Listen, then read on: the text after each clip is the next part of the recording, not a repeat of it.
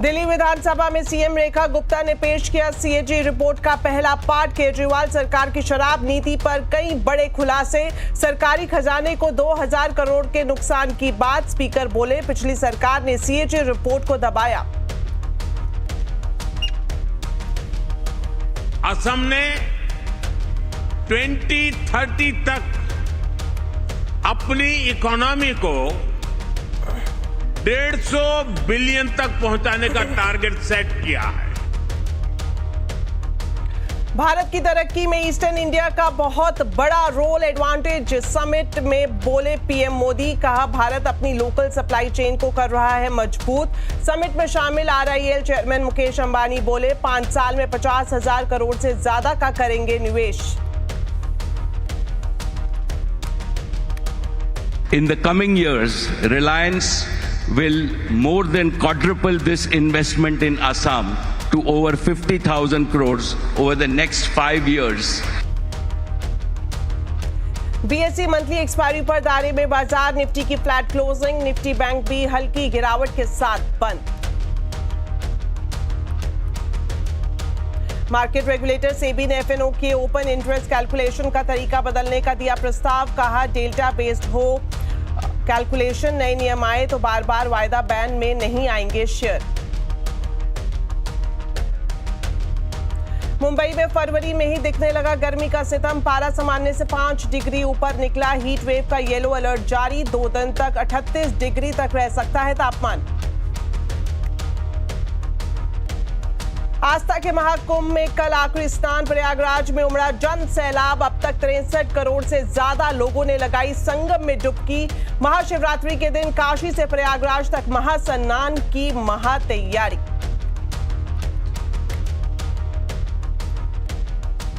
तो चलिए बुलेटिन की शुरुआत करेंगे हम आज राजधानी दिल्ली से जुड़ी बड़ी खबर के साथ। दिल्ली की सियासत से जुड़ी 3 तस्वीरें हम आपको दिखाने जा रहे हैं। दिल्ली विधानसभा में आज सीएजी रिपोर्ट को पेश किया गया। इसे लेकर सुबह से ही दिल्ली का सियासी पारा चढ़ा हुआ था। दिल्ली विधानसभा में सुबह 11 बजे एलजी के अभिभाषण के समय आम आदमी पार्टी के विधायकों ने हंगामा किया, जिसके बाद आम आदमी पार्टी के 12 विधायक पूरे दिन के लिए सस्पेंड कर दिए गए। इसके बाद आतिशी की अगुवाई में आम आदमी पार्टी के विधायकों ने धरना प्रदर्शन भी किया। तो इस वक्त आप देख रहे हैं 3 तस्वीरें। पहली तस्वीर में आप देख रहे हैं एलजी का अभिभाषण। दूसरी तस्वीर में जो दिल्ली की मुख्यमंत्री हैं वो यहां पर सीएजी की रिपोर्ट पेश कर रही हैं, और तीसरी तस्वीर में आम आदमी पार्टी के विधायकों का हंगामा देखने को मिल रहा है। आपको बता दें, दिल्ली विधानसभा के दूसरे दिन आज सदन में शराब नीति पर सीएजी रिपोर्ट पेश की गई। दिल्ली की मुख्यमंत्री रेखा गुप्ता ने रिपोर्ट सदन में रखी। एलजी वीके सक्सेना ने कहा कि पिछली सरकार ने इस रिपोर्ट को रोक कर रखा था, इसे सदन में नहीं रखा था। उन्होंने संविधान का खुलेआम उल्लंघन किया। आज सीएजी की पहली रिपोर्ट पेश की गई है और शराब घोटाले को लेकर केजरीवाल को निशाना बनाया गया है। मुख्यमंत्री रेखा गुप्ता ने इस रिपोर्ट को पेश किया। मैं आपकी अनुमति से राष्ट्रीय राजधानी क्षेत्र दिल्ली सरकार से संबंधित भारत के नियंत्रक एवं महालेखा परीक्षक का दिल्ली में शराब के विनियम और आपूर्ति पर निष्पादन लेखा परीक्षा प्रतिवेदन वर्ष 2024 का प्रतिवेदन संख्या नंबर 1 की प्रतियां सदन पटल पर प्रस्तुत करती हूं। आम आदमी पार्टी की सरकार ने लगातार बार बार ओल्ड एक्साइज पॉलिसी में हो रहे भ्रष्टाचार को दिल्ली वालों के सामने रखा कि किस तरह से ओल्ड एक्साइज पॉलिसी में शराब के दाम को इन्फ्लेट किया जाता था, किस तरह से लिकर मैन्युफैक्चरर्स ज्यादा मुनाफा कमाते थे गलत दाम बताकर। आम आदमी पार्टी की सरकार ने बार बार बताया कि किस तरह से ओल्ड एक्साइज पॉलिसी में हो रहे भ्रष्टाचार की वजह से हरियाणा से, यूपी से स्मगल होके शराब दिल्ली में आती रही। और आज आम आदमी पार्टी सरकार की इस बात पर सीएजी की इस रिपोर्ट ने मोहर लगा दी है। तो सीएजी की रिपोर्ट में आज शराब नीति पर जुड़े कई बड़े खुलासे किए गए और अभी इस तरह की 13 रिपोर्ट और भी आएंगी। इसे लेकर मैंने बीजेपी नेता अरविंदर सिंह लवली से खास बातचीत की है, आइए आपको दिखाते हैं। इस वक्त मैं मौजूद हूं दिल्ली विधानसभा के बाहर और आज विधानसभा में जो पूरी कार्रवाई रही काफी हलचल बढ़ी और हंगामेदार रही, क्योंकि आज बीजेपी की तरफ से शराब घोटाले पर सीएजी की रिपोर्ट सत्र में पेश की गई और आज सुबह से ही विपक्षी पार्टी जो कि आम आदमी पार्टी है वो हंगामा कर रही थी भीमराव अंबेडकर के मुद्दे को लेकर। और इस बीच स्पीकर ने आम आदमी पार्टी के करीब 11 सांसदों को निष्कासित किया और उसके बाद सीएजी की रिपोर्ट को सदन में पेश किया गया। तो इस वक्त आप देख सकते हैं यहाँ पर काफी चहल पहल है और जो सीएजी की रिपोर्ट की बात करें उसमें जो बड़े खुलासे किए गए हैं वो इस तरह से हैं कि 2002 करोड़ रुपए से भी ज्यादा का राजस्व का घाटा हुआ है सीएजी की रिपोर्ट के मुताबिक। और साथ ही साथ अगर होलसेल मार्जिन की बात करें तो इसे भी कुछ चुनिंदा लोगों को फायदा पहुंचाने के लिए 5% से बढ़ाकर 12% कर दिया गया और मार्जिन बढ़ने से जो राजस्व है उसमें और भी ज्यादा घाटा हुआ। साथ ही ये भी कहा गया है कि बिना स्क्रीनिंग के ही लाइसेंस दिए गए और जो भी एक अनिवार्यता होती है 100 करोड़ रुपए से ज्यादा के निवेश की उसे भी कहीं ना कहीं दरकिनार किया गया। तो पारदर्शिता की कमी रही, चुनिंदा लोगों को फायदा पहुंचाने की कोशिश की गई और जांच सही तरीके से नहीं की गई। ये बड़े खुलासे सीएजी की रिपोर्ट में किए गए हैं जिसे आज विधानसभा सत्र में पेश किया गया है। तो ये पहला वॉल्यूम है जिसे पेश किया गया है, लेकिन बीजेपी की माने तो जल्द ही दूसरे जो मुद्दे हैं जिन पर सीएजी की रिपोर्ट है उसे भी टेबल किया जाएगा। तो सीएजी की रिपोर्ट शराब घोटाले पर पेश होने के बाद मैंने गांधी नगर से जो विधायक है अरविंदर सिंह लवली और जो प्रोटेम स्पीकर भी रह चुके हैं उनसे बातचीत की। सबसे पहले ये जानना चाहेंगे जो सबसे बड़ा घोटाला जिसके चलते अरविंद केजरीवाल जेल में गए और आज सीएजी की रिपोर्ट टेबल की गई है, क्या कुछ उसकी हाइलाइट्स है? जिस तरह से हम पढ़ रहे थे 2000 करोड़ रुपए से ज्यादा का राजस्व में घाटा हुआ है। देख अगर आप मेरे से पूछेंगे तो यही बड़ा दुर्भाग्य है कि आप और हम ये डिस्कस कर रहे हैं कि कैग की रिपोर्ट रखी गई है जो एक रूटीन मैटर है, लोकतांत्रिक मैटर है। और ये अनफॉर्चुनेट है कि एक सरकार जो आम आदमी बन के आई थी 10 साल से उन्होंने एक भी बार कैग की रिपोर्ट ही टेबल नहीं की है और इससे ज्यादा लोकतांत्रिक परंपराओं को तार करने का कोई और एग्जाम्पल हो नहीं सकता। और इस कैग की रिपोर्ट से ये बात समझ में आ गई। दिल्ली विधानसभा में एलजी ने अपने अभिभाषण में नई सरकार का ब्लूप्रिंट सामने रखा। सरकार ने पहली कैबिनेट बैठक में आयुष्मान योजना को लागू किया, यह अभिभाषण में एलजी ने जानकारी दी और साथ ही साथ अभिभाषण के दौरान विपक्ष ने खूब हंगामा भी किया। आम आदमी पार्टी ने भगत सिंह और अंबेडकर की तस्वीरों को हटाने का आरोप लगाते हुए हंगामा किया। एलजी वीके सक्सेना जब भाषण दे रहे थे तब आम आदमी पार्टी के विधायकों ने नारेबाजी की। इसके बाद स्पीकर विजेंद्र गुप्ता ने नेता प्रतिपक्ष आतिशी समेत करीब 12 आप विधायकों को पूरे दिन के लिए सस्पेंड कर दिया। बाद में आतिशी की अगुवाई में आम आदमी पार्टी के विधायकों ने बाबा साहेब की फोटो लेकर प्रदर्शन किया।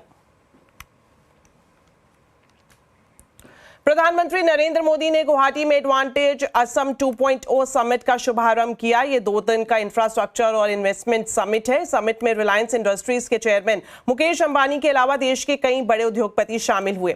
इनके अलावा 61 देशों के राजदूतों के साथ भूटान, थाईलैंड, सिंगापुर, दक्षिण कोरिया, मलेशिया, इंडोनेशिया और जापान के कई हाई प्रोफाइल लेवल पर ये ट्रेड रिप्रेजेंटेटिव भी इस समिट में शामिल हो रहे हैं। समिट के दौरान अपने संबोधन में प्रधानमंत्री मोदी ने कहा कि पूर्वी भारत आज एक नए भविष्य की शुरुआत करने जा रहा है।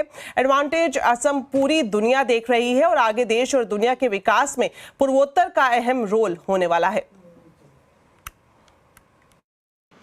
भारत की ग्रोथ में असम का कंट्रीब्यूशन लगातार बढ़ता जा रहा है।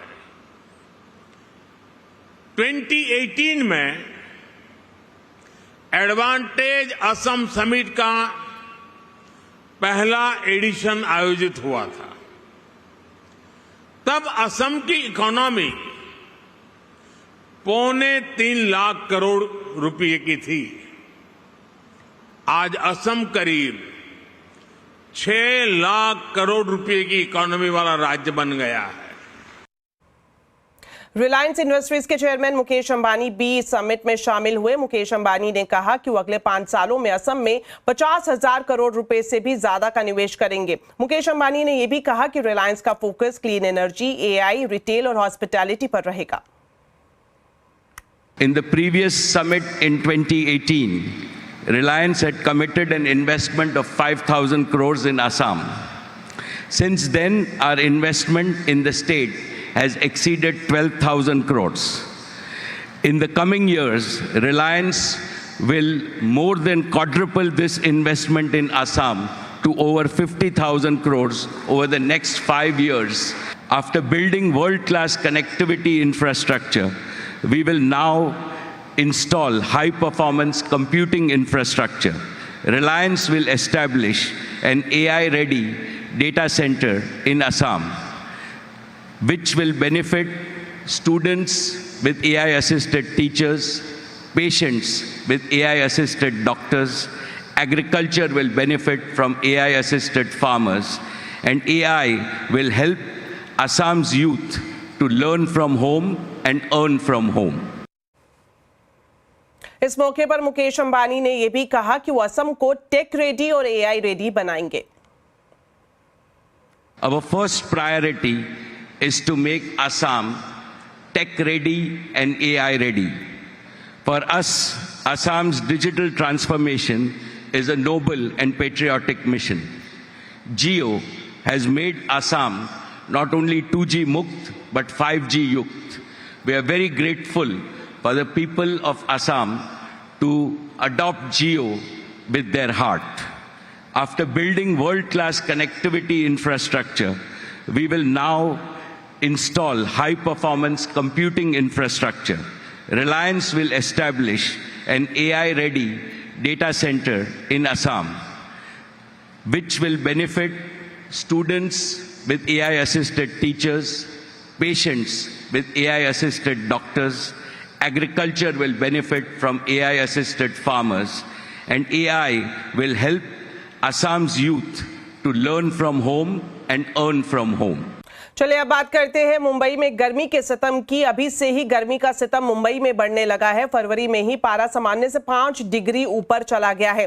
मौसम विभाग ने अगले 2 दिन के लिए हीट वेव का येलो अलर्ट जारी किया है। मुंबई और आसपास के इलाकों में कैसा रहने वाला है मौसम, इस बारे में मौसम विभाग के साइंटिस्ट डॉक्टर नरेश कुमार से खास बातचीत की हमारे संवाददाता असीम मनचंदा ने। आइए आपको दिखाते हैं। कल टेम्परेचर्स वहाँ वेस्ट कोस्ट में, जैसे आप स्पेसिफिकली मुंबई की बात करें, शांता क्रूज 38 डिग्री क्रॉस हो गया और रत्नागिरी भी 38 प्लस था। और जनरली जैसे हमारा कोस्टल एरिया के लिए जो हीट वेव का क्राइटेरिया ये होता है कि हम पहले देखते हैं कि जो टेम्परेचर 37 पहुँच जाए और उसके बाद उनका नॉर्मल से डिपार्चर 4.5 से ज़्यादा होना चाहिए। कल ऐसा ही रहा और उसी हिसाब से हम second day heat wave declare करते हैं। तो हमारा अनुमान ये है आने वाले 2-3 दिन वहाँ पे हीट वेव रह सकता है। उसका रीज़न क्या है कि जो हवाएं हैं, जनरली क्या होता है कि सी ब्रीज चलती है, उसके कारण बहुत बड़ी टेम्परेचर्स नहीं बढ़ते। लेकिन इस समय क्या था, ईस्टर्ली आ रही थी, लैंड की हवाएं आ रही थी, जिसके कारण टेम्परेचर्स में वहाँ बढ़ोतरी देखी गई। स्पेसिफिकली जैसे आपने कहा Konkan, Goa, Mumbai region, even Karnataka, even Kerala में भी था। तो यहाँ आने वाले 2-3 दिन हीट वेव कंडीशंस रहेगा, उसके बाद ये पैटर्न ब्रेक हो जाएगा। और फिर भी हॉट एंड ह्यूमिडिक जो हमारी टर्म होती है कि जब टेम्परेचर सामान्य से ज़्यादा रहे और साथ में ह्यूमिडिटी रहे, वो 1-2 दिन उसके अलावा रह सकता। चलिए अब आपको देते हैं शेयर बाजार का पूरा अपडेट। बीएसई मंथली एक्सपायरी पर बाजार दायरे में रहा। सेंसेक्स 148 पॉइंट चढ़कर 74,602 पर बंद हुआ, तो वहीं निफ्टी ने फ्लैट क्लोजिंग ली। निफ्टी बैंक में हल्की गिरावट रही और वहीं दूसरी तरफ mid cap small cap index में थोड़ा प्रेशर देखने को मिला। डिटेल्स लेते हैं यतिन मोहता से। तो यतिन बताएं आज बाजार का मूड कैसा रहा और किन स्टॉक ने बाजार को संभाले रखने में मदद की? आज मार्केट में बिल्कुल ही फ्लैट एक्टिविटी रही और एडवांस डिक्लाइन रेशियो 1:2 रहा। अगर हम निफ्टी के गेनर्स की बात करें तो यहां आपको बहुत सारे स्टॉक्स दिखेंगे जो आज पॉजिटिव डाइवर्जेंस दिखा रहे थे। खास करके भारतीय एयरटेल, M&M जैसे काउंटर्स में 2-2.5% की तेजी देखने को मिल रही थी। इसी तर्ज पे बजाज फाइनेंस और नेस्ले में भी आपको खरीदारी देखने को मिल रही थी।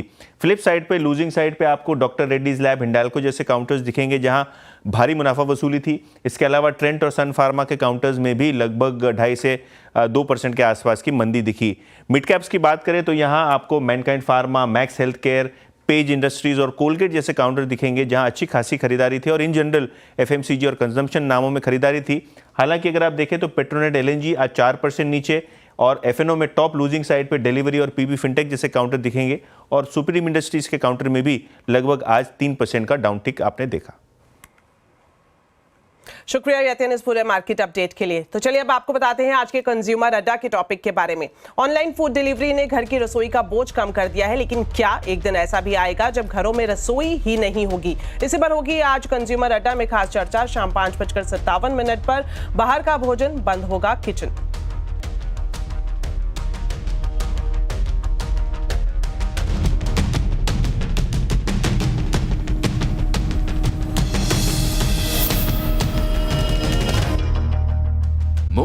रिलायंस रिटेल की एग्जीक्यूटिव डायरेक्टर ईशा अंबानी आज प्रयागराज महाकुंभ पहुंची। ईशा अंबानी ने अपने पति आनंद पीरामल के साथ संगम में डुबकी लगाई। उन्होंने पवित्र स्नान कर गंगा पूजन भी किया। इससे पहले रिलायंस इंडस्ट्रीज के चेयरमैन मुकेश अंबानी समेत पूरा अंबानी परिवार महाकुंभ संगम में डुबकी लगा चुका है।